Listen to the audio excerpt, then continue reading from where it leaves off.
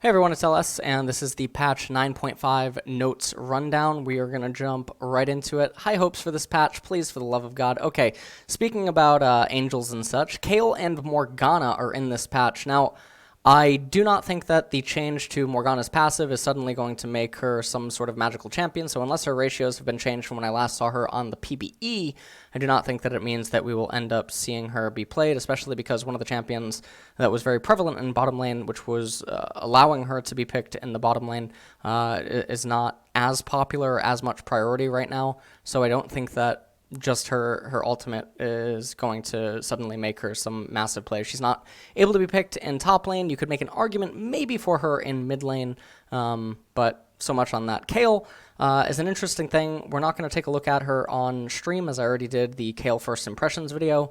After looking at her ratios, I really struggle to understand how she's supposed to get out of lane. Unlike Kassadin or a champion similar to that, where Kassadin is basically melee who has these ranged abilities that allows him to turn on and do certain stuff, Kale's Q is basically like a worse null sphere. She does have healing built inside of her with her W. She does have the on-hit on her E passive, and she has the ranged attack on her E. But I think that in mid lane, with the way that the meta is right now, there's too many powerful champions that make it way too difficult for her to get into the lane and actually reliably farm and get to her items. Likewise, in top lane, I don't think that she's a champion that you can ever pick first, and I think that she's only going to probably be situationally viable in very, very specific instances. And with that being said, I struggle to understand fully how she'll come into play. Maybe she'll end up being a support. Alternatively, maybe she does end up being a jungle, although I don't know what her clear speed actually is. But if you can get to level 16, she does look quite strong, although the range is still relatively short.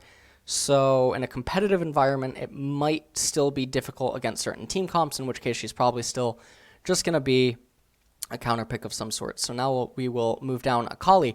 Ring movement duration increased. Stealth from turret adjusted. E damage increased. R cooldown decreased. Passive Assassin's Mark. Enter the ring movement duration 1.25 seconds to 2 seconds. Outside of the ring movement speed duration 1.25 to 2 seconds. Twilight Shroud. Akali is now only revealed by turrets within a turret's attack range rather than its sight range. This is obviously a very nice buff. Shuriken flip 60 to 100 scaling to 70 to 210 scaling. Second cast damage 60 to 180 scaling to 50 to 170 scaling. So they take a little bit of damage away from her on the later stages, but obviously she gets a ramp from it early on, and then, or not early on, later on. Oh yeah, early on. Sorry. R perfect execution, 120 to 80 second scaling, 100 to 70 seconds. This doesn't matter. This isn't what's gating Akali. Akali is a very interesting champion, very similar to Ezreal, where she has an item that only she actually uses, which is Hextech Gunblade. The problem is that versus the current mid lane meta, she can't get to that item without falling way too far behind, even if she were to try to use teleport. And this is because of the healing that Riot ended up taking away from her. So in a competitive environment, she is gated so heavily, and then in the mid-game transition, even if she has the Gunblade, the healing is still not sufficient enough for her to go for the divey plays that we were used to seeing Akali do. So Akali is in this really weird spot where I think that instead of hitting Gunblade, they hit her, but every time that there's a champion that only that champion uses an item, I think that it has to be looked at. Similarly, Muramana and Iceborne Gauntlet on Ezreal, in addition to other champions being really weak right now that can't really just make Ezreal suddenly leave bottom lane, as well as the meta. It's just very awkward. Ezreal gets to do so much, and he also has perfect synergy with the rune, whereas other champions are struggling to actually find identities with rune. Okay, Nico. E-root adjusted. E-tangle barb, 0.5 seconds on all enemies except the last champion hit, to 1.5 second scaling, to 0.7 seconds, to 1.5 seconds on first enemy hit, to 1.8 to 3 seconds, no longer disarms enemies. So this is a bug fix. I did see that on-hit Nico is actually popping up quite a bit. I haven't seen it enough to say whether or not it has potential, but I do think that on-hit Nico, it looks a lot stronger than AP Nico. So there is that. Maybe it actually does have competitive viability in the top and ADC role. That's pretty much it. Rakan, W damage and dash speed increased. W grand entrance, 70 to 250, 0.7 ability power to 70 to 270, so 20 damage in the later stages. Dash speed, 1400 to 1500 scaling based on type of boots. We have seen Rakan picked in some specific instances, almost always with Xayah, I believe. Outside of that, Rakan isn't a viable pick due to the nerfs that he ended up receiving. So Xayah Rakan obviously is going to like this change, and I still think that Xayah Rakan is pickable versus certain team compositions. Skarner. Spire radius increase. Red buff Spire now covers Krugs and Raptors on both sides of the map. Spire's removed from the minimap. This is really, really, really big because with this now, he has more paths available where he doesn't end up having to bleed a lot of mana when doing the Krug camp. I actually really, really like this. Passive Crystal Spines and Intruder Alarm Spires no longer appear on the minimap. Okay. That's really good because obviously that was a massive edge for Skarner and his team because you could locate the enemy without actually having wards on it. Spire radius 1150 to 1600 is super big. Do I think that this can make Skarner competitively viable? Potentially, and the only reason that I say that is because jungle is in such an awful spot right now where a lot of junglers are... How do I actually explain this? A lot of junglers are having more and more of a reliance on how effective are they at one item, but also in competitive, it's very difficult to gank right now. And with the Spire thing allowing Skarner to have more access to his Krug camps and to speed around the map more effectively, I think that this helps him against champions that used to just try to full clear against him. So,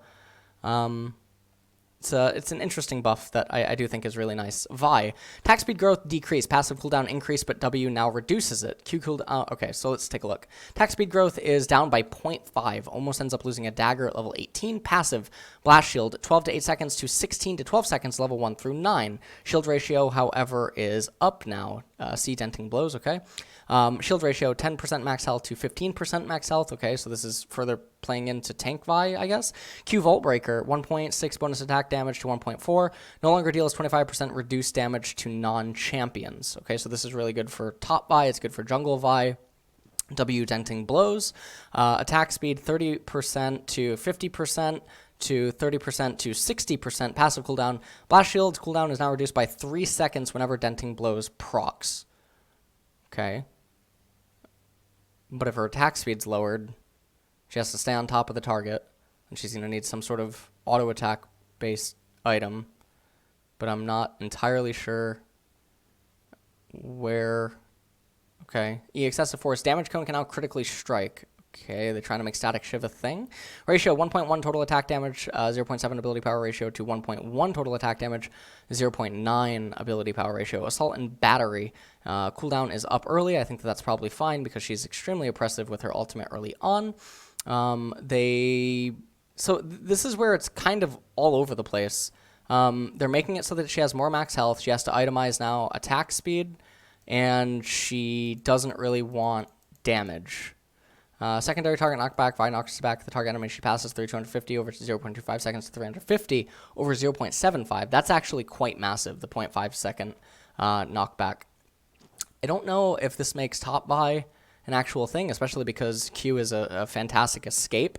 And then obviously E is, I'm assuming, really good for pushing.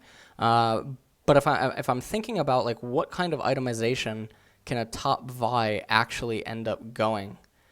I'm trying to think.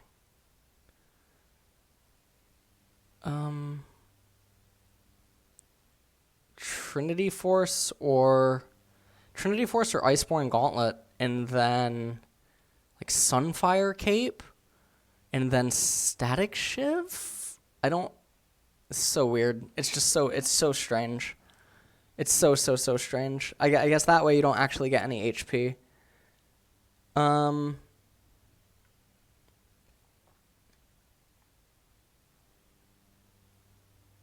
It's so strange. Rageblade Vi? Oh, man. All right, I'll think about this later. But definitely sounds interesting for top Vi. Obviously, for jungle Vi, you're able to get Cinder Hulk and then try to go from there, but it plays away from Warrior. Okay. Lucian audio updates. No one cares. Relic Shield healing decreased. Relic Shield healing 15 plus 2% missing health to 5 to 30 plus 0.100% targets. Wait, what? Oh, at 0. Oh, okay. Target and brace healing 40 plus 2% to 10 to 60 at 0. Okay, this is fine. Storm Razor attack damage up by 5, attack speed up by 5. Good, nice buff. Aftershock bug fixing 3 seconds to 2.5 seconds. It only took a couple of only a couple of patches, I guess, to realize this, but whatever. Obviously this is fine, but what it does end up meaning is that Aftershock is not going to get nerfed. I did suggest, and when I talked with Blastoise on my stream, that maybe make it so that the effects are reduced for ranged champions. I think that would probably be a nice way of approaching this. But we'll have to wait and see what this ends up actually doing, because half a second is actually quite large. We hotfix Conqueror in the middle of last patch, okay. 10 to 30 at max stacks. I think that hitting Conqueror like this is obviously not good. Cut down, making it more competitive with coup de grace and last stand 4 to 10% to 5 to 12%. I don't actually know anyone that ends up taking this, to be completely honest, because I think that early on the damage from coup de grace is just way too good, so I'm not sure who wants to actually end up taking this. Some people in Twitch chat are saying Tryndamere, which I mean, I guess, but you shouldn't have a rune just for one champion. Okay, simple changes. E damage increased. E Vorpal strikes 20 to 60 to 22 to 70. Now, the really important thing here is I believe that Cho'Gath maxes Vorpal spikes. So at level 3, depending on what the lane is, then you're getting 4 extra damage on your auto attacks and their AoE. I guess this can actually build up quite quickly. And then obviously at level 5, 6 extra damage on auto attacks can be quite large as well. So I don't want to say that this is super bad. I do just think that Cho'Gath probably needs a little bit more love to come back, because in the later stages of the game, this excess damage doesn't really do all that much. He's only going to be getting a few auto attacks off, which ends up meaning that he's getting like an extra 30 damage, maybe 40 damage or something in a late stage team fight, which if that's the type of stuff that you're worried about, then you're not picking him anyway. Dr. Mundo, E magic resist increased. E masochism 2% per stack from 6% to 30% to 3% per stack up to 42% scaling. So he ends up getting 12% total magic resistance. Obviously, I think this is fantastic because it further allows him to just go armor with a very little bit of magic resistance and then eventually transition into Warmogs. There's a lot of talk in Korea, at least right now, that Mundo could potentially have a return because there is a lot of double AP team compositions, as well as Ezreal being the #1 ADC and dealing so much magic damage that could end up potentially allowing him to come back, especially because a lot of junglers are also magic damage right now. Gangplank, E bonus damage to champion increased. R damage per wave increased. This is super big because Gangplank was already on the cusp of being able to come back because a lot of the top lane champions have essentially been removed that can actually punish him. E powder keg to champion, 60 to 180 scaling to 80 to 180. So this obviously makes his laning phase a lot more powerful. He gets a flat 20 damage early on, which I think is obviously super fantastic. It's going to make it so that he's getting like 2 Scorches now for free in the early stages of the lane. So I think that this is actually super cool for him. Magic damage per wave, 35 to 85. Ability power unchanged to 40 to 100. Obviously, the 15 damage in the later stages of the game can definitely be impactful. Level 11, 10 damage. I think that's super fantastic. The 5 per wave early on, I mean, it probably not really going to help. I do wonder how much this impacts CSing minions. Maybe there's someone that has math on that, but maybe there's more to this buff than I'm just realizing. Graves' basic attack damage increased 63 to 66. I think this is super cool. So they're undoing the AD removal that they did to him, which I think is quite nice. And I guess with this being said, this is definitely welcome because a lot of junglers are just in a very bad spot. So just in time for Tarzan to be in Korea. Here we go. Jhin, Q attack damage increased. Dancing Grenade, 0.4 to 0.7 total attack damage, 0.45 to 0.75 total attack damage. So this isn't a super massive buff. I'll be honest, I don't know when the last time I saw a Jhin actually is. I think I saw him in a scrim once. Did not go that well. And Prey is still not on a team, so really sad. Nuno and Willem, help decrease, Q healing decreased. This is really sad because the champion, I do not believe, was competitively viable. And rather than just outright nerf him, I wish that they would have changed things about him, because I know that people are complaining about Nunu's oppressiveness in solo queue. However, if there's a champion that is apparently oppressive in solo queue but not a menace in competitive, you might think to try to do something to their kit that would maybe shift them into being competitively viable in some manner, and then try to look at, okay, what is it that's making him oppressive inside of solo queue? What is it that is gating him from entering competitive? Because I am not someone that just looks at win rates and says, okay, this champion needs a buff, this champion needs a nerf, because there have been plenty of times where there are champions in competitive with a very good win rate, or they are absolutely monstrous picks in competitive. They're highly contested, and yet in solo queue they have poor win rates. And it could be due to the skill level required to pilot the champion, or it could be a champion that has a lot of team synergy. But it's very sad to just see outright nerfs. Tryndamere, passive crit chance increased late. Crit chance up from 35% to 50%. At levels 1, 6, 11, 16. If this was 35% to 50% at like level 6 or something, like had it been earlier, I think maybe it could be really cool, because then if you just have an eye edge, you're critting 75% of the time. I think that would be actually really, really sick. It going up to 50%, making it so that he, like, I think it just doesn't come online in time. I don't think Tryndamere is actually viable. So, I mean, he got the rune change thing up here, right, cut down, but I just don't think that he's in a very good spot right now. Sylas, W heal increased early, decreased late, heal ratio increased, damage ratio increased. This is really good. I do think that Sylas needed some buffs. It says hitting Sylas's tank build. Well, Sylas's tank build is not just outright tank. It ends up having a Zanya's Hourglass, and it also has a Rod of Ages inside of it. So there is some AP ratios that are present within it, and then I do believe that it ends up getting Liandry's Torment. So I'm not sure if this ends up nerfing him entirely.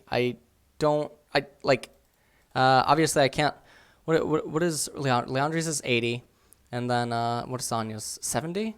All right, so that's 150, and then Roa's what, 80 or 100? I don't even know. Coach, by the way. 80 or 100? People do get Leandry Sylas on the Roa Iceborne Gauntlet Spirit Visage 100. Okay. So then, yeah, 100 plus 150, that's 250. And then depending on what he gets from runes, it's almost even, I guess. It's almost even. Anyways, maiden damage and mark damage proc decreased. Our Eulogy of the Isles, maiden damage 10 to 40, 0.5% of Yorick's total attack damage to 0. Ooh. Plus 0.5 Yorick total attack damage. Mark damage 5 to 10%, 3 to 9% target's max health. I think that they pulled the gun too fast on Yorick. I do think that there are actually a lot of champions that counter him, and people just needed more time to get accustomed to him. I do think that this will obviously make it a lot easier for those said champions to beat him, though. Rek'Sai, still stand by the same exact thing that I feel about Rek'Sai. I think that when Rek'Sai burst out into the patch and, everyone started playing her again, I think that people just... This happens quite often sometimes in league patches where you'll forget about a champion, and Rek'Sai was always able to blitz ahead of the opposition and get very, very, very farmed.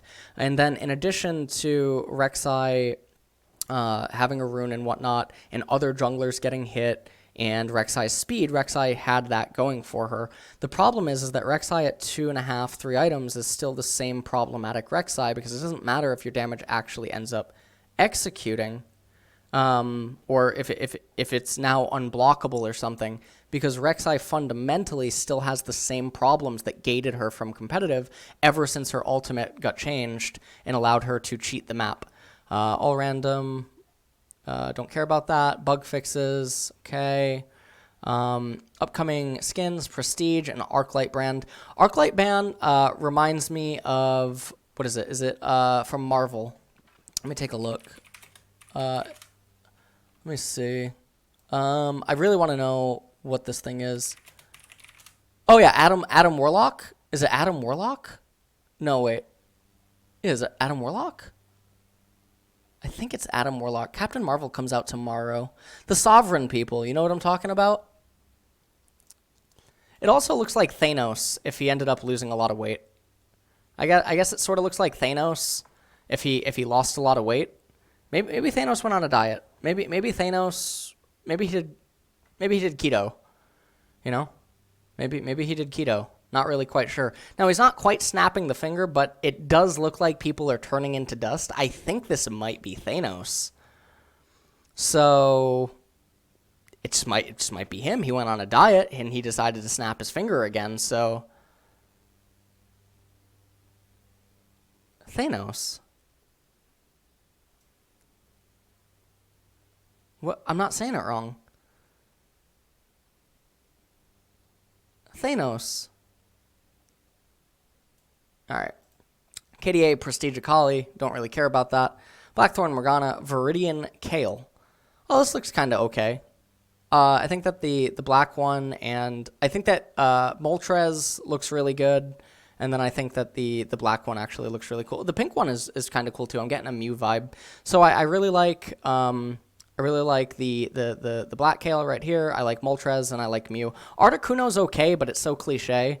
And then not really sure what this is. This is probably a Pokemon that someone captures and never picks. So not really feeling too much about that. Let's do a recap really quick. Rek'Sai, same exact things that I talked about in the last time. Don't really care if she's doing well in solo queue. She was always able to do well in solo queue, and I think that whatever. Yorick, don't think that there was enough time allowed. Silas, I think that the Rod of Ages build is not getting enough experimentation. I do like or at least looking at him. Tryndamere doesn't matter. Nunu doesn't matter. Jin, I don't know the last time I saw him. I think that other things need to happen to make Jin come back. Graves buff is one of the best things that they did this patch. I think that Gangplank and Graves are the top two. Cho'Gath is a very welcome buff, but I still think that he faces the same exact problems that he was doing before. Mundo is a buff that could actually end up hitting competitive. Cut down doesn't matter. Conqueror, Aftershock, so-so. Stormrazor, obviously, it's just not really getting picked, so it doesn't matter that much. Vi changes, not sure what this ends up meaning for top Vi or for jungle Vi. Maybe this ends up doing something for support Vi, but I'm not sure. Skarner actually might be the biggest competitive buff, but I actually think that I have to give that to Gangplank. Nico change is fantastic because on-hit Nico is potentially really good. Morgana, I already commented on that. Akali, still just do not think that she's competitively or solo queue viable. She's one of the worst champions in the game. Whereas like Atrox is still getting picked because Korea is very slow to adapt, and Urgot is just gone. It's very sad because we've seen the entire meta just morph over the last few months. Kale, I'm going to have to see as soon as this server is back up, but I am imagining that she's much like Kossadin, except in a competitive environment. I don't think that she can ever hit her wake up, and so I think that it's going to be a disappointing rework. I think that, I was so excited for it. I've never been so excited for a rework since Kale, but I'm feeling a Nunu and Willump. Feeling Nunu and Willump. So that's pretty much it. And that was it for the patch note rundown, guys. Hope that you enjoyed it. Look forward to 9.6.